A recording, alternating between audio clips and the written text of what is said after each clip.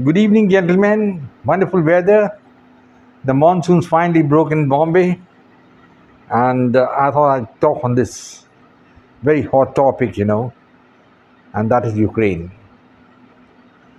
I've been observing and studying this fight, which is going on for the last 1.5 years, and now there has been a tremendous escalation, basically brought about by NATO. I think, there's an old saying that once a man has to die, he starts gasping for breath and looking for some loose straws to catch so that he can swim. Well, gentlemen, this is precisely what's happening to America, and Joe Biden is definitely in knee deep in trouble, and he's not able to think what is going to happen. Now, NATO's had a meeting in one of the Baltic states, and all the leaders converged there to show solidarity against Russia. In other words, the entire Europe was present there opposing Russia. And the Turks play a double game in any case always. Erdogan also attended the meeting and he withdrew his objection on Sweden joining NATO, and so the road is cleared for Sweden to join. But he's added a rider, and the rider is that he should get membership, that is, Turkey should get membership of the EU. That's going to be a very sticky question, and I'm going to discuss it a little later. But at the moment, he did stab the Russians in the back, and maybe he's got some gains, or he's looking for some gains. He's thinking that he'll get membership of EU, but must remember that Turkey is a Muslim country, and the EU is never going to admit Turkey as a full-fledged member among them. Gentlemen, as far as Ukraine is concerned, the battle is now moving forward. Americans have escalated the issue. They are going to give the cluster bombs to Ukraine. Now, these cluster bombs are generally banned by most of the countries because they can cause death of so many innocent civilians. But Biden, in his desperation to try and score a victory in Ukraine, has decided that he would give these bombs to the Ukrainians. But I can tell you one thing, most of the countries in Europe have reservations about giving these cluster bombs to Ukraine, and they're not happy. And then they are suffering very badly.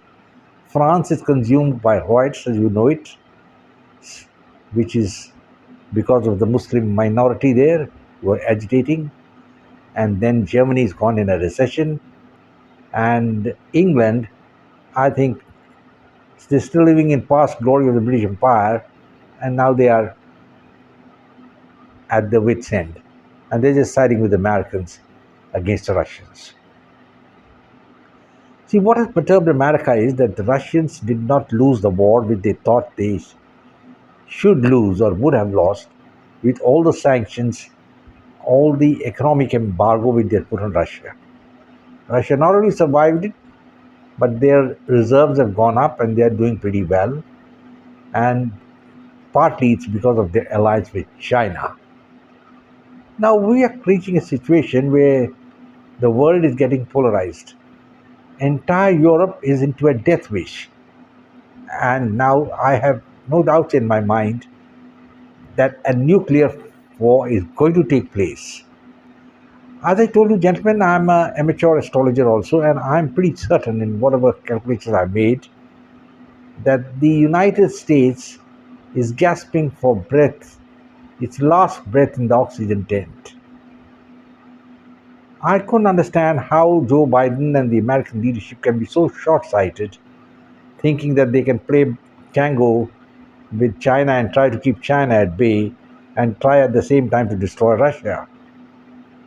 It's not going to happen that way. Net result is going to be the destruction of Western Europe. I feel sad when I say this. It's a very ancient civilization, and once the ball starts rolling, it just rolls downhill. Now Russia has warned that this escalation which the Americans are doing is going to be very dangerous. And now the Americans have also decided to train the Ukrainian pilots on the F-16, which they're going to give them. But the fond hope that the war will continue and finally Russia will say, okay, we give up. But it's not going to happen like that. The Russians have played their cards badly as far as the military is concerned. A thing which they should have accomplished within 30 days, they've not been able to do in a year and a half. That is because they initially thought that we are going to have only a limited military engagement in Ukraine. They totally had a wrong assessment about Ukraine. The intelligence which they had about it was a big B, and that's precisely what's happened. And they didn't put in their entire force there, and didn't put in the force in the first 4 to 5 months. They even had to retreat from Kiev and Kharkiv, came back in the Donbass region, won a little territory, but they haven't moved forward. And the city of Kherson is still exchanging hands here and there. Though the Ukrainians have suffered tremendous casualties, but they are a resilient lot, aided by America and billions of dollars behind them, they are holding on. But then it's thus far and no further. I remember this book which I read it by Rumor Gordon, and now it's the end of the rope. I think they're coming very soon to the end of the rope, and this is going to be the most dangerous situation as far as the West is concerned. France, let us look at the countries totally devastated. I don't think it's any par at all, and a cancer is eating into it. Germany is in a recession. It doesn't have much of a military in any case, dependent for the defense of the German Republic with the American soldiers there. And these soldiers there, 50,000 just sitting and eating and doing nothing. That's what I can say. And they're showing a show of force by holding a meeting in one of the Baltic countries, Latvia or something like that, but not going to help them at all. Now the Russians are the ones, I think, who can now think over. They are isolated in Europe, that is number one. The only country supporting them, I think, is Hungary and Belarus. And Vladimir Putin was absolutely wrong in trying to think that Turkey would be his friend.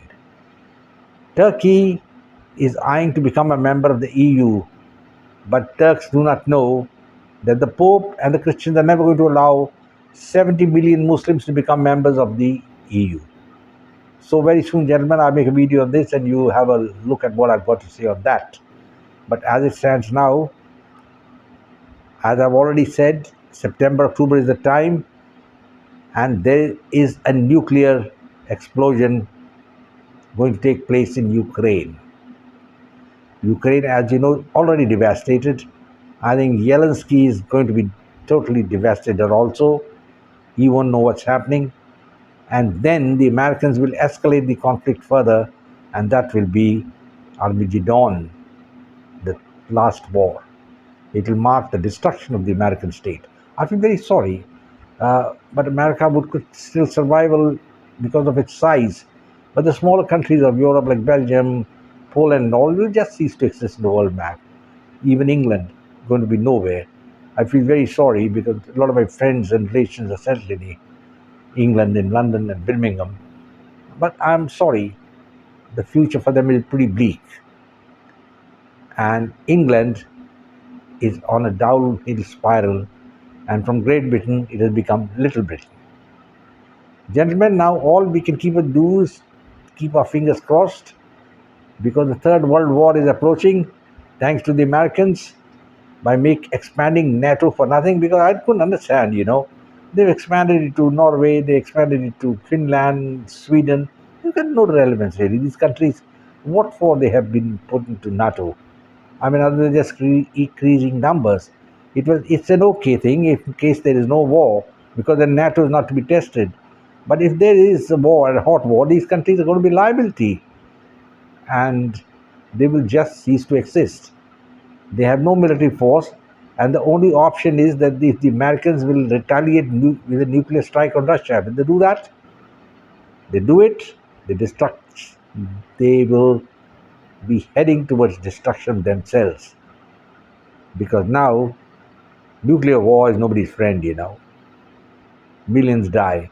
And what they did to Hiroshima and Nagasaki may well happen to some of the cities in America. Well, gentlemen, I close now. I'm very sure the Third World War is approaching, and basically it's because of Joe Biden. My only hope is that Biden can be taken out as the president of the United States. Maybe something will come up, but that looks a remote possibility at the moment, because whatever is going to happen is going to happen before 24, and that's a very sad situation as far as the West is concerned. I will close now, gentlemen, and say Jai Hind, glory to India. Please subscribe to my channel, share it with your friends, and come back for more. Goodbye and God bless.